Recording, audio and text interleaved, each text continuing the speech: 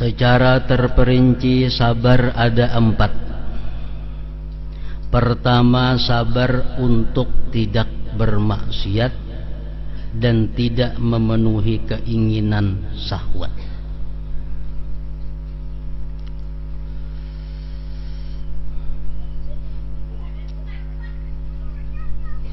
Ibnu Abbas mengatakan, kalau kita mampu sabar yang ini, kita dapat nilai dari Allah 900. Dapat angka 9. Kawa menahan mata daripada melihat yang haram. Kawa menahani, berarti kita sabar dalam hal meninggalkan maksiat. Nah, dapat 900. Kawa menahan diri daripada memakai yang dilarang Allah. Kawa menahani, dapat 900.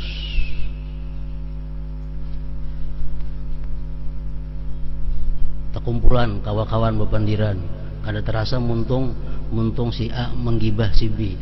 Nah, muntung si menggibah si D. Kita sadar. Nah, padahal kita banyak bahan dengan menggibah orang nih. Cuma kita kawa menahan muntung jangan sampai beungap umpat menggibah. Kita tahani muntung. Nah, sabar dalam hal melakukan tidak bermaksiat. Sabar untuk tidak bermaksiat dan tidak memenuhi keinginan syahwat.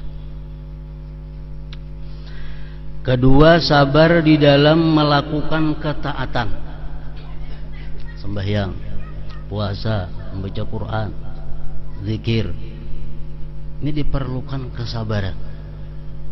Bila kita mampu sembahyang disertai sabar, membaca Quran disertai sabar, zakat disertai sabar, puasa disertai sabar, dapat nilai dari Allah 600.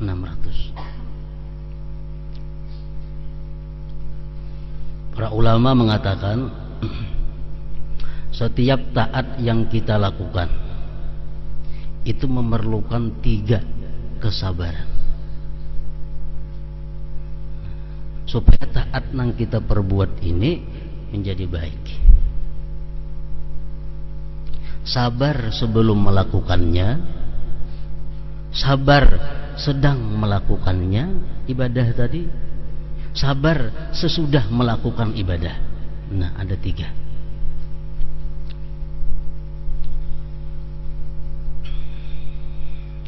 Sabar sebelum taat.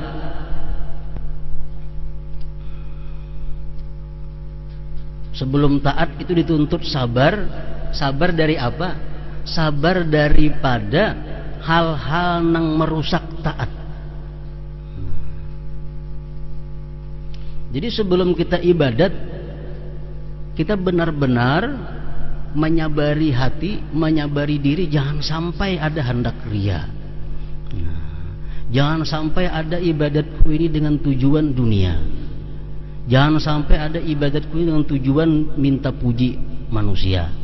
Nah, menahan itu. Sabar sebelum melakukan ibadah. Setiap kali kita melakukan taat, apalagi taat nang jahriyah, taat nang terang-terangan, pasti ada bisikan-bisikan syaitan untuk ria.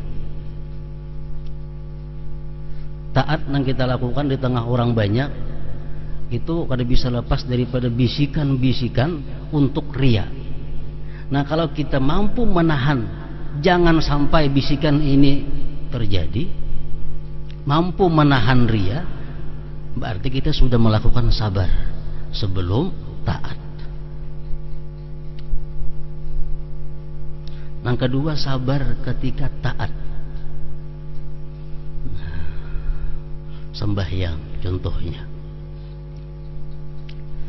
Sembahyang itu kalau kita hendak khusyuk diperlukan kesabaran yang luar biasa. Kalau kita kada sabar, kada kawa khusyuk. Nah, kayak apa menjaga hati kita supaya jangan lepas dari apa yang kita alami saat sembahyang itu. Ini bukan main sulitnya menjaga hati. Kita mesti sabar. Umpamanya Maliki yaumiddin, iyyaka na'budu wa iyyaka nasta'in. Hanya ingat, tadi aku Ar-Rahman, kemanakah hatiku? Diulangi pulang, Ar-Rahmanir Rahim. Itu mesti sabar. Nah, ketika beribadah, sabar daripada hal-hal yang membuat kita lalai hati, daripada apa yang kita gawe, apa yang kita hadap.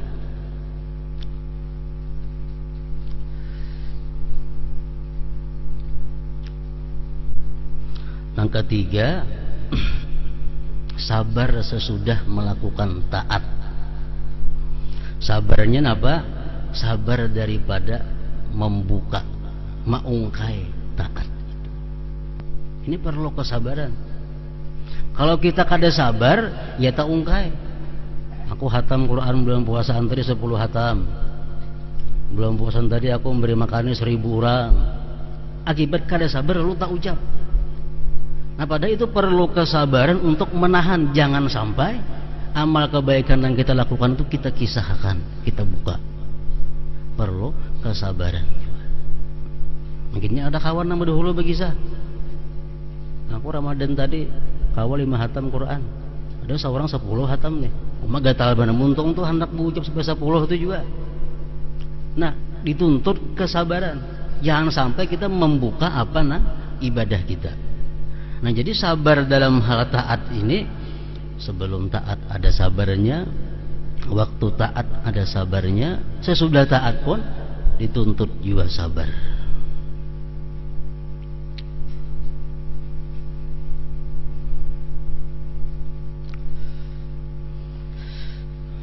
Ketiga, sabar dalam menghadapi musibah.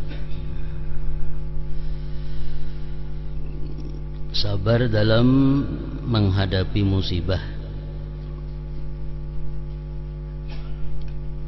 Bila kita kawa sabar dalam menghadapi musibah, itu dapat nilai dari Allah 300. Dapat derajat 300 derajat. Jadi ini menunjukkan apa? Menunjukkan bahwa sabar menghadapi maksiat paling sulit. Sabar dalam melakukan taat sulit. Sabar menghadapi musibah lebih inting sulitnya daripada 2 perkara yang di atas itu. Makanya Allah memberi nilai sedikit.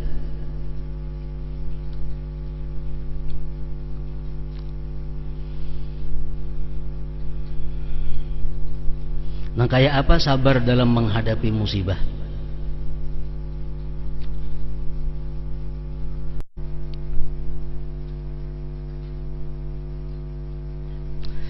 Keempat, sabar untuk tidak mengadu kepada makhluk.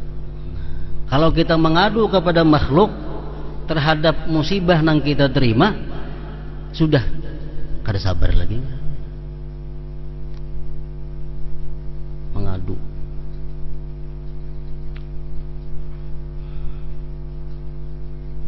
Mengadu. Lawan siapa juga pun, lawan dokter kah? Lawan tabib kah?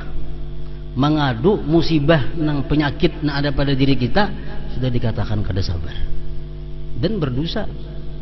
Mengadu kepada selain Allah.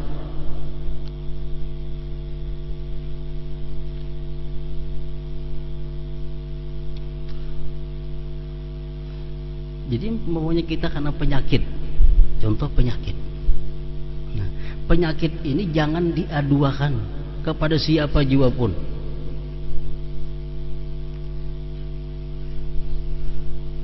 Nah, di dalam bahasanya syikayah, mengadu.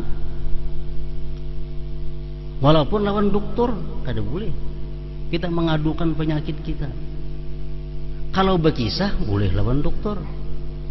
Berkisah, aku dokter sakit ini berkisah, kada mengadu. Jadi ada beda sedikit antara mengadu dan mengisahkan. Nah, apa bedanya mengadu dan mengisahkan itu? Kalau mengadu itu begitu kita ucapkan ada perasaan lapang, itu tandanya mengadu. Kitanya ada menderita musibah. Begitu kita ucapkan rasa ringan ada, itu mengadu ngarannya. Kalau kada itu mengisahkan. Nah kalau mengisahkan boleh aja, udah jadi masalah. Nah kada termasuk mengadu juga orang betakun. Jam sakit napa, lawas ada lihat nih. Nah itu orang betakun. Kita kisahkan, aku sakit ini, bukan mengadu, karena betakun dikisahkan. Nabi Ayub, Nabi Yakub alaihi salam mata buta, awak bungkuk, kalawasan menderita macam-macam musibah. Datang kawan sidin, ujar nang kawan, wahai Yakub, kenapa ya jam mata kada melihat, awak bungkuk kenapa? Ujar si Yakub, aku mata ini buta karena kehilangan Nabi Yusuf, kehilangan anakku Yusuf. Sedangkan aku bungkuk kehilangan anakku Bunyamin. Datang Jibril kepada Nabi Yakub. Ujar Jibril, hai Yakub, engkau kada boleh mengadu kepada orang lain. Engkau kada boleh mengadu. Nah, ujar Yakub, aku kada mengadu lawan ini. Innama ashku bathi wa huzni ilallah. Itu kan Quran. Innama ashku bathi wa huzni ilallah. Aku mengadukan ini kepada Allah aja, bukan kepada ininya betakun. Kita kisahkan. Nah itu contoh penyakit. Nah musibah-musibah lain pun kayak itu juga. Kalau mengadu, kalau berkisah itu ada beda.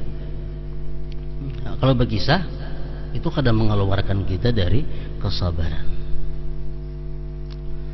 Ahmad ibnu Hanbal suatu hari garing.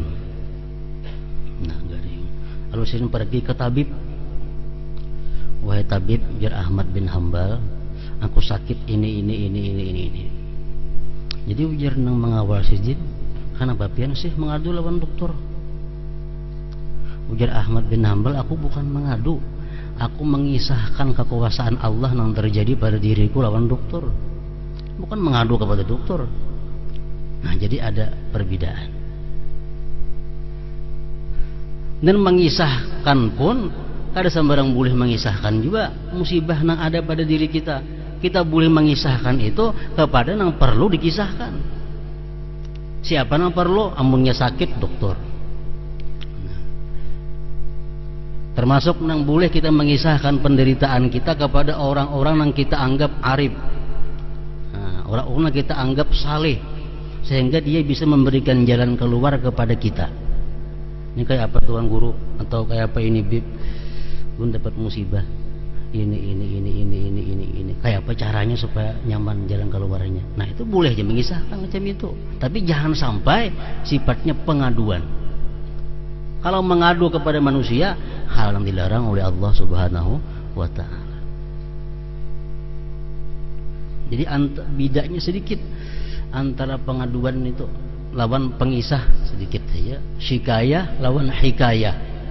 Kalau syikayah mengadu kepada makhluk itu, begitu kita kisahkan, pol hati ringan, penderitaan rasa berkurang. Nah itu mengadu ngarannya. Itu mengadu sudah. Itu sudah jadi dosa nangka itu. Kalau kita sekadar berkisah aja, tapi kada ada rasa berkurang beban kita, itu ngarannya berkisah. Jadi boleh kita mengisahkan apa yang kita derita ini, satu kepada dokter amunnya penyakit. Nah, dua, boleh kita kisahkan kepada orang arif untuk belajar kayak apa cara menghadapi musibah ini. Nah itu.